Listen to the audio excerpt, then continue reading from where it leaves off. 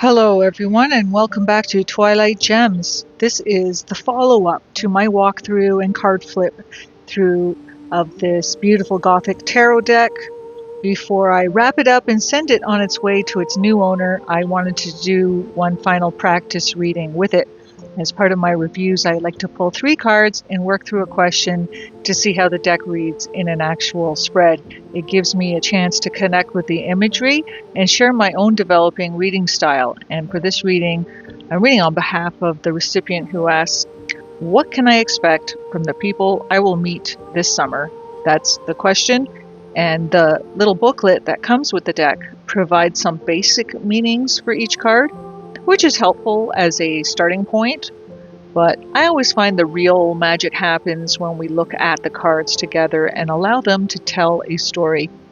So let's dive deeper. The first card was the Queen of Cups. This card is, in the booklet, it describes her as a compassionate, intuitive, emotional, and caring. All very true. My own impression goes a little deeper.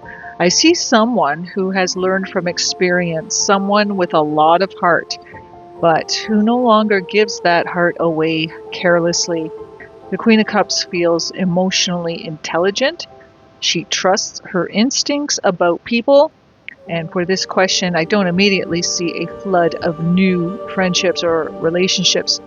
Instead, I see a person who is becoming more selective about who they allow into their emotional world. The people encountered this summer may serve as mirrors, helping this person recognize what feels genuine and what doesn't. Second card is death. The booklet gives the standard meaning, which is endings, transformation, and new beginnings. I agree with that, but in this spread, it feels especially significant. I don't see death as referring to the people themselves. I see it referring to the way this person approaches people. Something old is ending. Perhaps old expectations, perhaps old social patterns, perhaps old versions of themselves that no longer fit. This card feels like a threshold. The person who enters this summer may not be the same person who leaves it. Sometimes the most important people we meet are not those who stay forever, but those who help us close a chapter. And the third card is the 8 of Cups. The booklet talks about walking away from something that no longer satisfies emotionally. And looking at this card, I don't see loneliness, I see choice. I see someone who is no longer interested in forcing connections simply because they're available. There may be people who come along this summer who seem promising at first glance, but if they don't align with this person's values, goals, or emotional needs, I think they'll be comfortable continuing on their own path rather than settling. The 8 of Cups feels like emotional honesty. Not every door needs to be opened. Not every invitation needs to be accepted. And not every connection is meant to become a permanent one.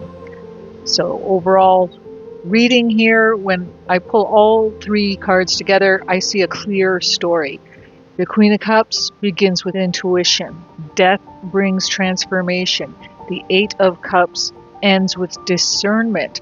To me, this suggests that the people encountered this summer will play a role in helping this person refine their understanding of what they truly want from relationships, friendships, and social connections.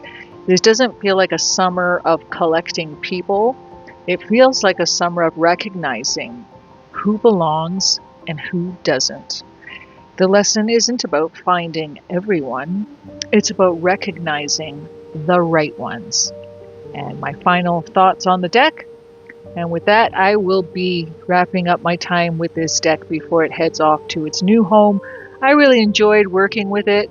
The artwork is beautifully Gothic without losing readability, and I found the imagery gave me plenty to work with beyond the keywords in the booklet. And as someone who is still learning and developing my own reading style, I always enjoy seeing where my impressions align with the traditional meanings and where the artwork inspires additional layers of interpretation. Thank you for joining me for this practice reading and for spending a little time with this deck before it begins its next journey. And if you enjoyed this review, feel free to like, comment, and subscribe, and I'll see you next time here on Twilight Gems.